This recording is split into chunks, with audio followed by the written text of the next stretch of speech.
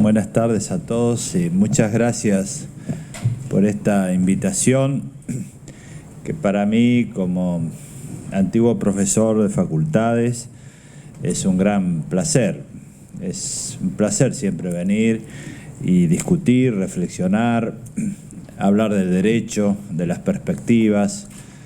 Los actos académicos tienen ese gusto para quienes sentimos la pasión por la investigación y por el derecho.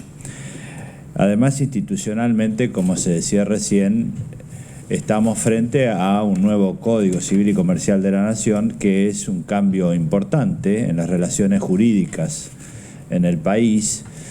Y para nosotros, no ya desde la Corte Suprema, sino desde la comisión que lo ha redactado, es un deber de responsabilidad explicar los principales lineamientos que se han tenido en cuenta en esta codificación. Por eso me parece que, dado que el público además me han dicho que es bastante variado, vamos a tratar de hacer un panorama de algunos de los lineamientos generales que tiene este código, para que luego ustedes puedan preguntar aquello que más específicamente les interesa. Ustedes saben que cuando se habla de un nuevo código, ciertamente aparece una inquietud acerca de que es un cambio que no es menor, que es un cambio sistémico, que es un cambio importante.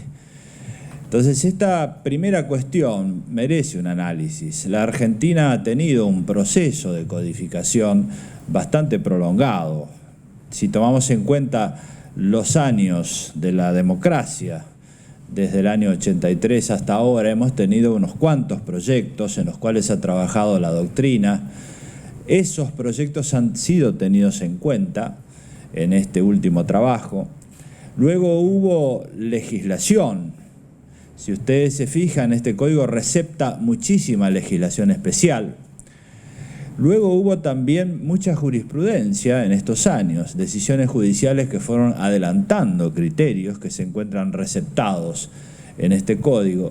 Y también hubo muchísimo trabajo de doctrina, libros que fueron avanzando enormemente en esta etapa que podemos denominar precodificatoria. Luego de muchos fracasos, porque siempre los argentinos tenemos esta cuestión de los triunfos individuales y fracasos colectivos, hemos logrado ciertamente tener una sanción de una obra colectiva. Y lo primero que corresponde decir es que no hay grandes novedades que puedan generar inquietudes en el plano de las reglas, justamente por lo que he dicho, es decir, es un código que tiene una base académica en la cual se ha tenido en consideración casi todo lo que se ha escrito, lo que se ha legislado y lo que se ha fallado en los tribunales del país. De manera que cuando ustedes analizan detenidamente este código en las reglas, es decir, en cada uno de sus artículos, lo que van a encontrar son temas ya trabajados, ya conocidos, y en los cuales se ha tomado decisión acerca de alguna de las 2 o 3 opciones legislativas que había en cada uno de estos aspectos. Pero no ha habido una copia de un código extranjero, como ocurrió en otras épocas de la historia argentina. Es decir, se puede decir, vamos a incorporar el código de Quebec o el código italiano, desconocido para el pueblo argentino o para la práctica abogacil o universitaria. Por el contrario, acá lo que se ha hecho es continuar con todo un trabajo previo que es ampliamente conocido, y por eso creemos que esto tiene un efecto tranquilizador que se ha visto, porque hasta ahora en el periodo de aplicación no han existido demasiados problemas, sino más bien se ha ido aplicando concretamente en casi todo el país y en casi todos los temas. Ahora, ¿qué es lo que cambia realmente este código?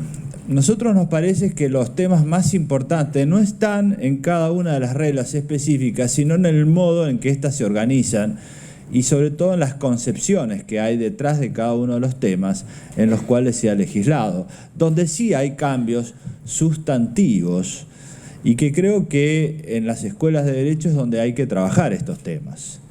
Y yo voy a hacer un panorama de estos denominados cambios de paradigma o cambios sistémicos que caracterizan esta nueva codificación, que en eso sí es muy diferente de las anteriores, porque las anteriores no tuvieron la posibilidad de examinar la Constitución del año 94 con todas sus reformas.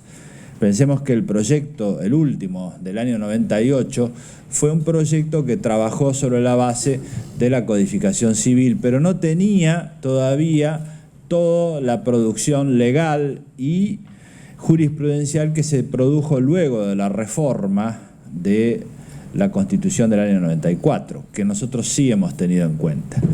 Entonces hay una cantidad de aspectos importantísimos que han variado y que vamos a resumir para que ustedes tengan una idea de lo que hoy tenemos.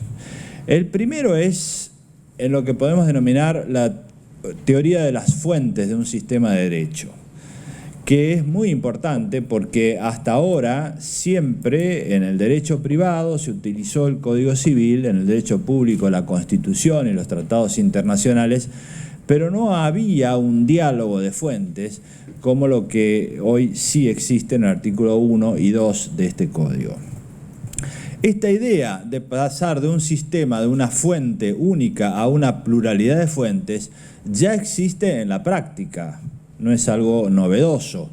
Si cada sentencia que uno examina o cada demanda en cualquier tema se presentan los hechos, se invoca una ley y luego se invocan tratados internacionales y la Constitución, esto ya es una práctica común en los libros, en las sentencias y en las demandas judiciales. En la práctica esto es poner el diálogo de fuentes, del cual habla en la doctrina alemana Erich James. ¿Qué es el diálogo de fuentes? Es buscar la coordinación normativa detrás de la Constitución, lo que dice la Constitución, los tratados internacionales, la legislación infraconstitucional, el Código Civil. Es decir, todo tiene que estar relacionado de manera de apuntar a la resolución del caso. Poner en diálogo las fuentes es un proceso de reconstrucción normativa que se hace en el acto de aplicación de la ley. ¿Por qué? Porque en el siglo XIX básicamente la coherencia era a priori, era hecha por el legislador que pensaba que podía organizar racionalmente el sistema de derecho y el juez, el abogado, solo tenía que aplicar la ley, era la voz de la ley. Por eso se hablaba de la escuela de la exégesis. Hoy ha cambiado sustancialmente y se dice que la reconstrucción de la coherencia de un sistema jurídico es a posteriori, es decir, en cada acto es que se tiene que buscar la coherencia del sistema. Y esto es lo que está sucediendo en la práctica jurisprudencial y doctrinaria y es lo que dice este código cuando habla en los artículos 1 y 2 de las fuentes y de la interpretación. Es decir, las fuentes son la Constitución, los tratados internacionales, la legislación, todo tiene que estar relacionado. Y este es un primer gran cambio respecto de todos los proyectos anteriores que trae consecuencias importantes. Podemos mencionar entre las consecuencias importantes la relación entre la esfera del derecho público y el derecho privado. Porque si hay diálogo de fuentes y está mencionada la Constitución en el Código Civil, superamos aquella vieja discusión que existió cuando Vélez Sarsfield hizo el Código Civil y Alberdi opinaba que solo debía tener la Constitución. Y durante muchos años fueron por carriles separados. Ahora hay un diálogo, una frontera comunicable que se traduce en la comunicabilidad de principios entre lo público y lo privado. Y esto tiene efectos muy específicos en todos los campos. Básicamente nosotros pensamos que un sistema legal organiza el sistema económico, el sistema social y el sistema ambiental. En los tres campos hay comunicabilidad de principios. En el sistema económico ustedes van a encontrar que tenemos en el derecho público y en el artículo 43 de la Constitución la organización del mercado en base a la competencia. Y en este código se habla del abuso de posición dominante y de las cláusulas abusivas en los contratos. ¿Qué quiere decir todo esto? Que cuando más competencia hay en el mercado, menos necesidad de intervención en protección del consumidor vamos a tener. Cuanto más concentración hay en el mercado, más intervención en los contratos de consumo. ¿Por qué? porque la intervención se da cuando se produce una situación abusiva, es decir, tómelo o déjelo. Entonces ahí intervienen los jueces. Y por eso hay una comunicabilidad de principio. Está muy clara la organización del mercado, el abuso de posición dominante, que está en el título introductorio, y las cláusulas abusivas en los contratos. Y esto es un diálogo entre lo público y lo privado en el campo de la organización del mercado. En el campo de la organización de la sociedad, nosotros siempre hemos discutido la cuestión de que hay que proteger los derechos individuales, pero también buscar cierta armonía, de manera que los derechos individuales desarrollados ilimitadamente afecten la organización de la sociedad. Muchos autores han hablado de esto, entre ellos Ronald Dworkin en el libro de El Imperio de la Justicia, señala de que esto puede conducir a una idea de que la sociedad es esquizofrénica, demasiados derechos individuales y desarticulación en la sociedad. Por eso es que hemos incorporado lo que denominamos el principio de sociabilidad en el ejercicio de los derechos individuales. Están los derechos individuales, pero hay un estándar de sociabilidad que está también en el título introductorio, la buena fe, el ejercicio abusivo, que estos eran instrumentos que se conocían desde muy antiguo, pero eran instrumentos específicos en el derecho de las obligaciones, en el derecho de los contratos, en reales, pero ahora están en el título introductorio, es decir, todos los derechos pueden ser examinados conforme a un estándar de sociabilidad. Y esto es una manera de encontrar parámetros para que los derechos individuales se articulen también socialmente. Este es otro ejemplo de la comunicabilidad de principios. Y en el campo del sistema ambiental ocurre algo similar. Nosotros tenemos reconocido el derecho de propiedad, el derecho de dominio, todo lo que es clásico en los derechos reales, pero también en el artículo 240 y 241 se dice que hay que ejercerlo de modo que no se afecte la sustentabilidad, la flora, la fauna, la biodiversidad, el agua. Es decir, también acá hay una comunicabilidad. Se puede ejercer el derecho de propiedad, pero hay un balance que hacer con la protección del ambiente, que también está en la Constitución en el artículo 43 y en la Ley General del Ambiente. Es decir, tenemos coherencia hoy entre lo que dice un código y lo que dice la esfera del derecho privado y la esfera del derecho público. Y lo mismo en el consumo. Nosotros tenemos regulado el consumo, pero el código habla del consumo sustentable. Y esto es un fenómeno extraordinariamente importante en nuestros días, en los cuales se ha generado una economía post-consumo. Por ejemplo, todo el tema de la basura, el desperdicio, todo esto que es tan importante en la economía actual y en materia ambiental tiene un enorme impacto. Bueno, nosotros incorporamos la idea del consumo sustentable, no solo la producción, sino el consumo.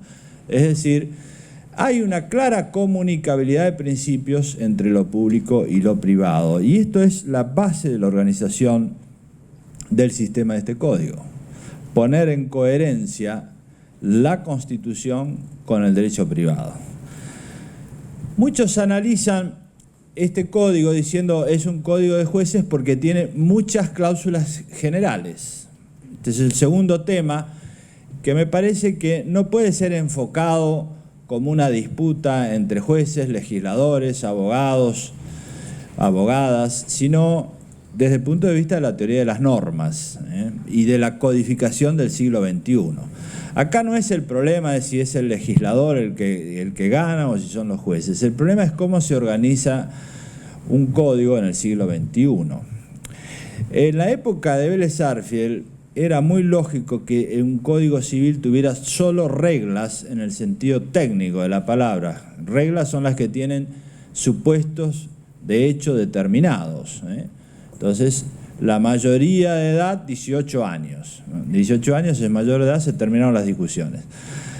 Era lógico, ¿por qué? Porque era una sociedad con una movilidad temporal lenta, el tiempo transcurría mucho más lentamente, la economía con cambios muy lentos, pero ahora Eso es prácticamente imposible porque es necesario que tengamos reglas en los casos donde hay que priorizar la seguridad jurídica, por ejemplo, en materia de contratos entre empresas o en el derecho comercial. Pero hay otros ámbitos en los cuales hay que establecer principios, valores, es decir, conceptos jurídicos indeterminados. Esto es necesario, ¿por qué? Para favorecer la adaptabilidad que denominamos diacrónica y sincrónica, es decir, la adaptabilidad a los cambios que tiene que tener el derecho, porque hoy cambia mucho la sociedad en todos los campos, económico, social, tecnológico, y si nosotros hiciéramos una norma muy precisa, solo reglas, quedarían desactualizadas muy rápidamente. En cambio, lo que se ha hecho es incorporar cláusulas generales que permiten la adaptabilidad a los cambios. Tal vez en el campo de las relaciones personales, un buen ejemplo es el de los adolescentes. El artículo 26 establece cuáles son las facultades de los adolescentes. Primero, nosotros incorporamos la figura del adolescente, pero si nosotros decimos que el adolescente puede realizarse un tatuaje, y esto está en el Código Civil, dentro de 10 años pasan de moda los tatuajes y se quieren hacer otra cosa y se terminó la utilidad de esta norma, hay que tener otra norma. En cambio, lo que se ha hecho es establecer criterios. Entre los 13 y los 16 años pueden tomar decisiones, esas decisiones atinentes al propio cuerpo siempre que no sean invasivas. Entonces se pueden hacer un tatuaje. Más de los 16 años, a los 18 años, hay un campo mayor. Ya este criterio invasivo o no invasivo no se aplica, siempre que sean beneficiosas para el cuerpo humano. Es decir, hay criterios que permiten la adaptabilidad. Lo mismo ocurre con la regulación de las relaciones jurídicas sobre el cuerpo o en materia contractual o en materia, en muchas de las materias hay cláusulas generales que permiten la adaptabilidad. No es simplemente una disputa de poderes, sino es una técnica normativa propia de la codificación del siglo XXI en contextos donde todo cambia muy rápidamente. Entonces, la teoría de las fuentes es distinta, la teoría de las normas también es distinta de los proyectos anteriores. También es importante la teoría de la decisión judicial y del concepto que tiene el derecho como ciencia en este código.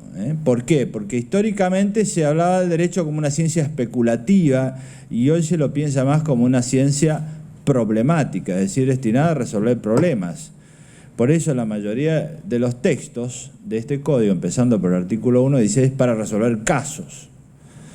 Esta es la idea de Perelman y muchos autores que dicen el derecho es una ciencia problemática para resolver problemas, enfocada en la solución de casos. No es para que discutamos grandes teorías. Y esto se ve a lo largo de todo este código. Por ejemplo, en materia de obligaciones, no hay una decisión sobre la discusión entre obligaciones de medios y de resultados, que es algo que discutió la doctrina, porque no interesa. Lo que interesa son resolver casos. Entonces el artículo 774 establece 3 hipótesis. Cuando uno se obliga con la promesa de un resultado, cuando se obliga con la promesa de una eficacia, resultado más la eficacia, o con una mera diligencia. Es decir, no hay una resolución de la discusión de obligaciones de medio de resultados, sino la solución práctica de los problemas que se generan. Entonces, es importante decirlo. Y lo mismo en el plano de la razonabilidad. El artículo 3 habla de que la decisión judicial debe ser razonable. Muchos dijeron, bueno, pero este código aumenta el poder de los jueces porque hay mayor cantidad de cláusulas generales y entonces los jueces pueden decidir lo que quieren. En realidad la idea ha sido contraria. La cláusula general permite la adaptación, pero luego hay una cantidad importante de criterios para que el juez no decida como quiere, sino que siga un razonamiento, y ese razonamiento es argumentativo. Por ejemplo, en materia de capacidad, se le dice al juez, la regla es la capacidad, la excepción es la incapacidad. Y estos son los criterios. En materia de internaciones, la regla es la libertad. Para internar usted tiene que seguir este procedimiento, son estos pasos. Es decir, hay muchos casos en los cuales la cláusula general está complementada con pasos de razonamiento guiado para que la discrecionalidad judicial no sea abierta, sino controlable, y por eso se exige en el artículo 3 que la decisión sea razonable. También, estos son cambios importantes que no estaban en los proyectos anteriores. También hay aquí una nueva tipicidad de derechos que no estaban en los proyectos anteriores, que regulaban solo los derechos individuales, y acá están también los derechos de incidencia colectiva, tema que es muy conocido, pero que en este código tiene una trascendencia muy grande. Por ejemplo, el abuso del derecho. Tenemos el abuso del derecho en los conflictos de derechos individuales, y tenemos el abuso del derecho respecto de los derechos de incidencia colectiva, que es una figura nueva en el derecho comparado. O sea, una nueva tipicidad de los derechos y también una nueva tipicidad de los bienes que no estaban en los códigos anteriores. Luego, si les interesa esto, se puede profundizar. En materia de regulación de la persona, me parece que hay algunos aspectos que no estaban trabajados con anterioridad y que es importante por lo menos mencionarlos. La regulación de la persona está pensada en concreto, como lo sostiene hoy la doctrina, no es la regulación en abstracto, porque si nosotros nos fijamos en las codificaciones del siglo XIX, el objetivo era la igualdad ante la ley, con independencia de las asignaciones previas del mercado, si uno es rico, si es pobre, o la lotería natural, donde nació. Bueno, en estos años se ha trabajado mucho en la regulación de situaciones concretas, y por eso este código regula a la persona en concreto y en situaciones. Por ejemplo, regula distintas etapas de la vida. El niño, antes se consideraba la persona en general y el menor, pero ahora está el niño como sujeto de derechos por la Convención de los Derechos del Niño, con una cantidad de derechos en materia de adopción, procesos de familia. Luego tenemos el adolescente, que es otra figura importante, con derechos. Luego está el menor, está el adulto. Hay una cantidad importante de regulaciones pensadas en la edad avanzada, el adulto de edad avanzada, que es uno de los grandes temas que vamos a tener de acá a los próximos años.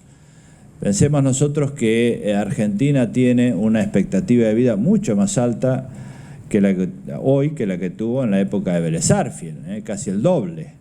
Y que vamos a tener muchísimas personas de 60 a 80 años con actividad. Ese grupo poblacional merece una tutela en una cantidad de situaciones. Por ejemplo, cómo se desenvuelve respecto del entorno tecnológico. Dentro de 30 años va a ser cada vez más difícil la relación con el entorno tecnológico, que este es un tema muy importante, que sería bueno después profundizarlo. Cómo se regulan las situaciones de las personas de edad avanzada que viven solas. La soledad de las personas de edad avanzada hoy es un problema tremendo. Muchos viven internados. ¿Qué pasa con los contratos que firman y en situaciones de internación, en geriátricos?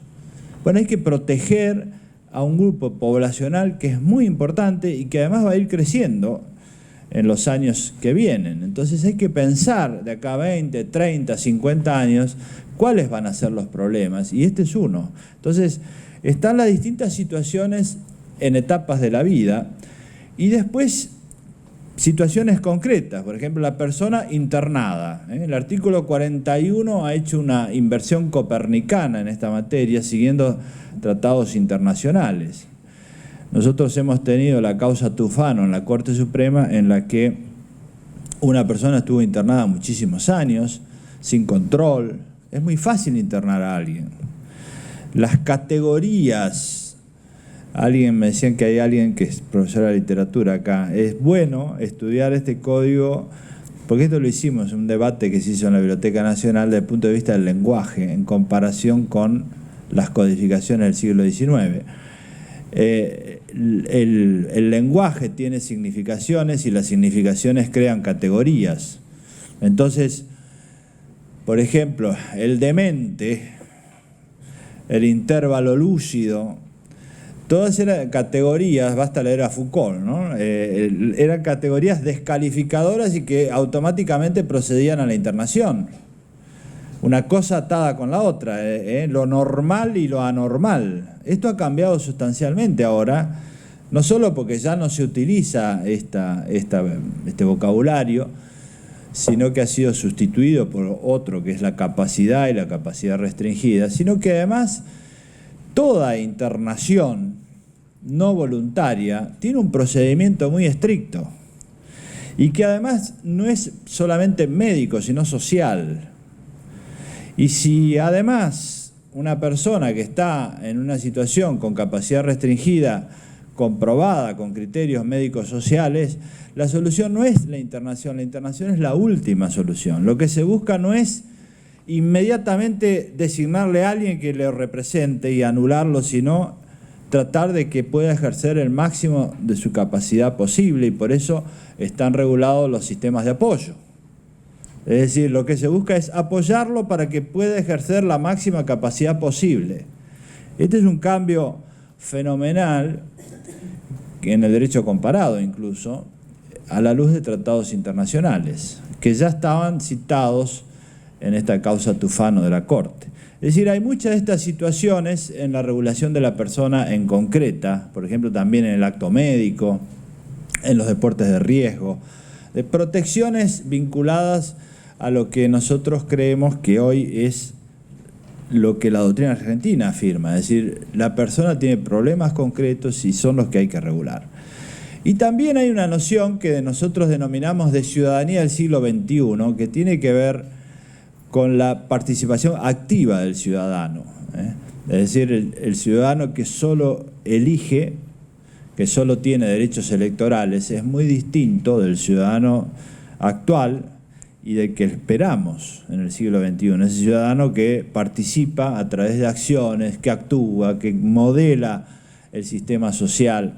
Entonces aquí hay una categoría de derechos personalísimos, artículos 52 y siguientes, relacionados con la prevención, que este es un tema muy interesante, porque la prevención y la tutela inhibitoria que nos viene del derecho romano estaba pensada solo para la propiedad.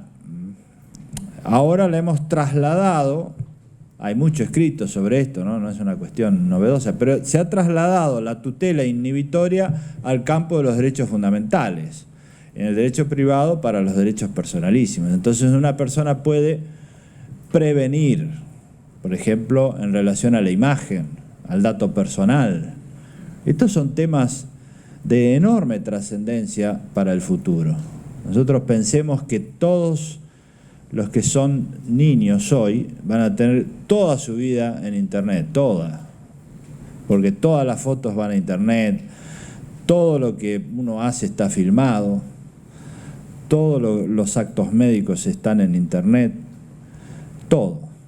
Entonces, un niño que tenga dentro de 40 años cualquier problema, va a vivir en un entorno similar al que describieron algunos de los grandes autores de la literatura, como por ejemplo Orwell o Huxley, ¿no? Un mundo muy controlado. Entonces, ahí es donde se va a ver la ciudadanía, ¿no? A uno le pueden llegar a decir, mire, yo a usted no le doy trabajo porque en su código genético surge que va a tener depresión dentro de 5 años, o va a pagar más caro el seguro por un dato médico. Es decir, una base de datos es muy sencilla de armar hoy ya, y dentro de 20, 30, 50 años va a ser un tema. Es decir, estos temas, que además exceden mucho la capacidad del Estado de controlarlos, van a estar en manos de la ciudadanía. Entonces, potenciar acciones para que los ciudadanos del siglo XXI sean activos, es otra de las ideas que está atrás de esto, articulando bien el sistema de los derechos personalísimos con la prevención en materia de responsabilidad civil y con toda la jurisprudencia que hay hoy en la Argentina sobre los derechos fundamentales y su aplicación inmediata en las relaciones privadas. ¿Sí? Esto es un sistema coherente. En materia de familia, es tal vez el tema que más se ha hablado y el que menos necesita explicación hoy. Simplemente, ¿por qué se hizo este cambio que es muy diferente de todos los proyectos anteriores? ¿Por qué? Porque nosotros hemos discutido muchísimo cuál es el criterio. Acá hay dos criterios en materia de familia. El legislador puede legislar teniendo en miras un modelo ejemplar. Y esta es la tradición. Por ejemplo, Vélez Sarsfield, como era lógico en su época, pensó en el modelo familiar religioso. Hombre, mujer casados con 2 hijos y casados civilmente y por la vía religiosa. Lo cual era muy respetable y sigue siéndolo.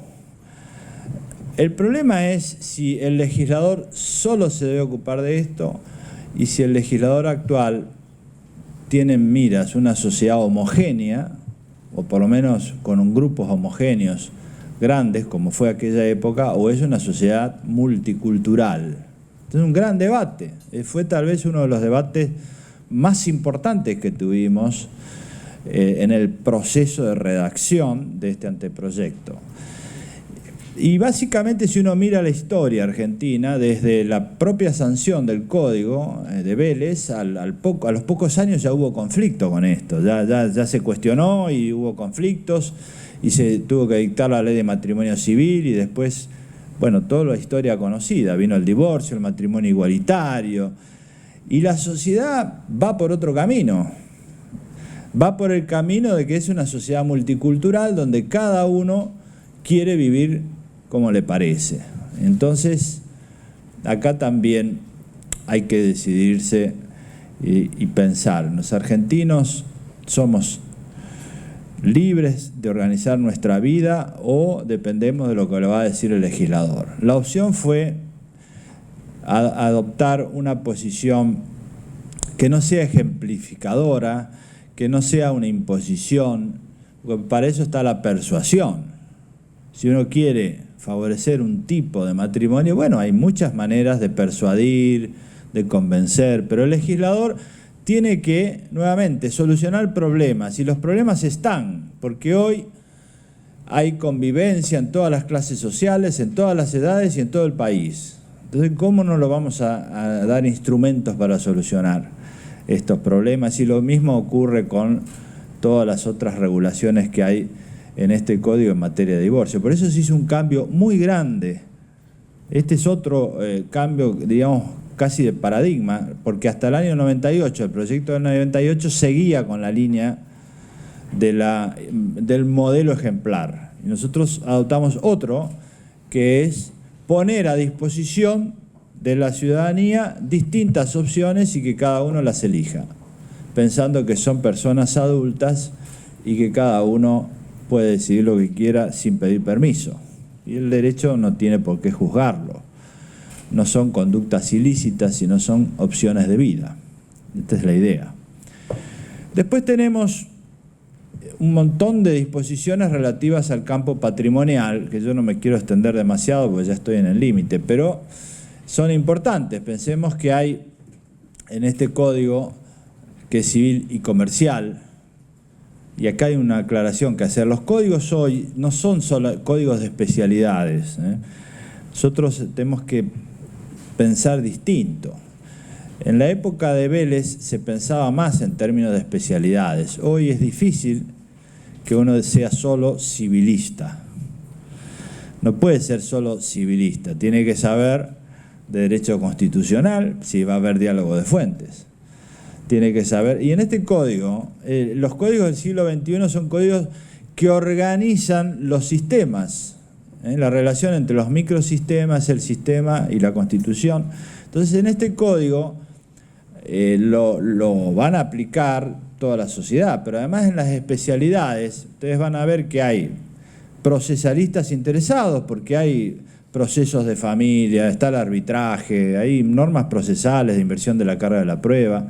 Les interesa a los comercialistas, a los civilistas, a los que hacen laboral porque hay responsabilidad civil, en fin, a los constitucionalistas porque el título introductorio tiene muchos elementos de derecho constitucional, a los que hacen sociología. Es decir, hoy no se puede decir es solo derecho civil, sino más bien es un sistema que organiza la relación entre las distintas áreas de la vida social.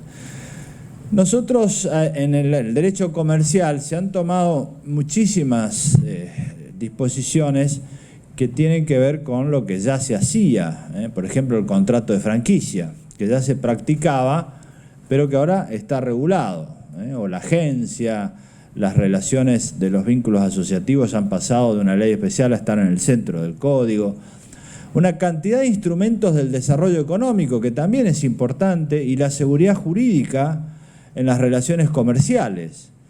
Y por eso hemos tomado una decisión que también es importante, que no estaba en los códigos anteriores, en los proyectos anteriores, ni está en ningún código del derecho comparado, que es la fractura del tipo general de contratos, que es un tema importantísimo, porque hoy están mezclados el derecho del consumidor con el derecho de los contratos de empresas. Entonces nosotros tomamos la opción de dividir. Hay un título donde están los contratos entre empresas y otro los contratos de consumo, y esto clarifica, simplifica, porque por ejemplo hoy en Brasil hay muchos problemas porque se aplican las normas del Código de Consumo al Código Civil. Y entonces esto, que también estaba ocurriendo en la Argentina, ya no va a suceder porque está muy claro cuál es el ámbito del derecho del consumidor y cuál es el ámbito de las relaciones entre empresas. Es decir, esto se ha ido aclarando. En fin, hay muchísimas normas que tienen que ver con la seguridad jurídica, con las relaciones de consumo, con la economía de servicios. Pensemos nosotros que en la época de Vélez solo había una economía basada en el intercambio de bienes.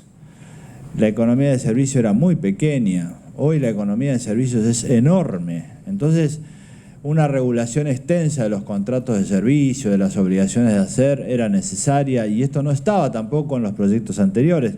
Esto está ahora y va a ser muy utilizado.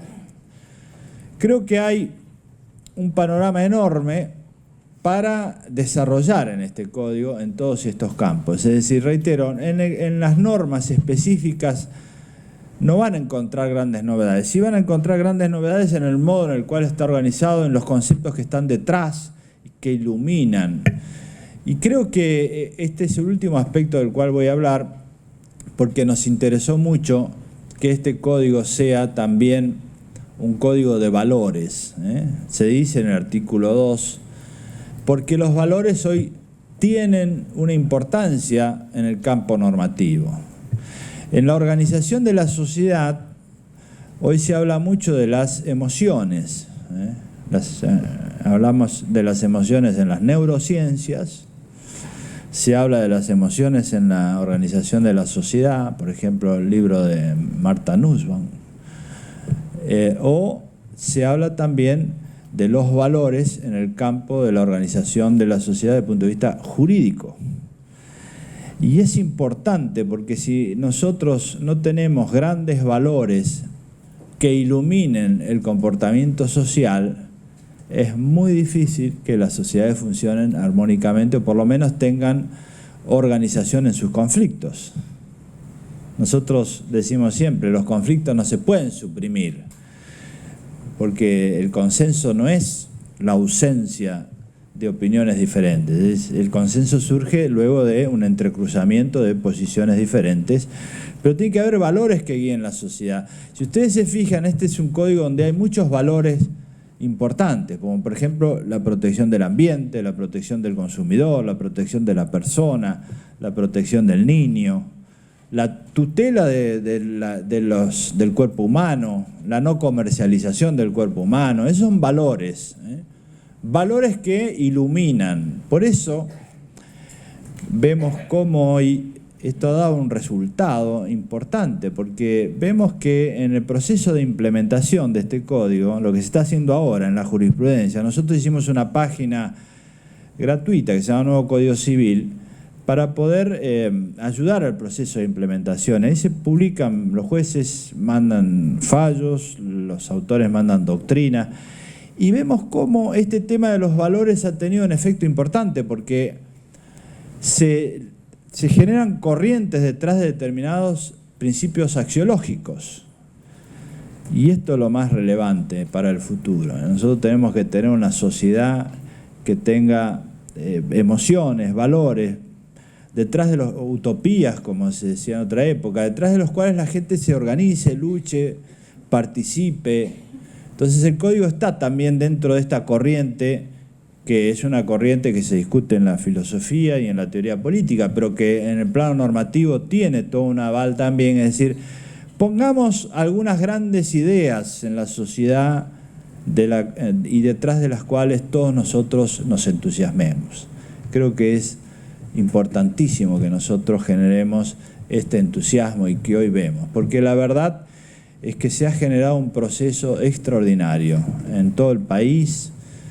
Nosotros que hemos vivido los fracasos de los proyectos anteriores, hoy estamos realmente entusiasmados porque vemos que en todo el país hay cursos, hay actividades, hay sentencias, hay debates, hay libros, hay una participación en un debate cultural. Mover a la sociedad en un debate cultural donde haya crítica, donde haya discusión, donde haya participación, eso es extraordinario. Yo lo viví cuando empecé a trabajar en el mundo académico con la reforma del 68, que no fue una buena época, pero cuando yo empecé ya había pasado esa época y se empezaron a vivir en los años 90 un proceso importantísimo. Había congresos en todos los pueblos y ciudades del país, y toda una generación de juristas de derecho privado entusiasmados, hagamos esto, hagamos lo otro. Después eso se fue apagando, pero ahora vemos de nuevo ese impulso, lo que son las jornadas que hay en todos los ámbitos del país, en regiones donde uno dice, ¿están alejados? No, no están alejados, están mucho más cerca de lo que nosotros creemos. El pueblo argentino quiere participar y entusiasmarse detrás de algunas cuestiones. Esta es una. Nosotros vemos que hay un enorme proceso de participación y por eso creemos que la universidad, entre todos, es un gran factor. La universidad tiene que recuperar ese rol de ser un agente de participación social, de participación en políticas institucionales, y esto también es un área. Creo que el código brinda esa oportunidad para que todos nos entusiasmemos. Nada más y muchísimas gracias.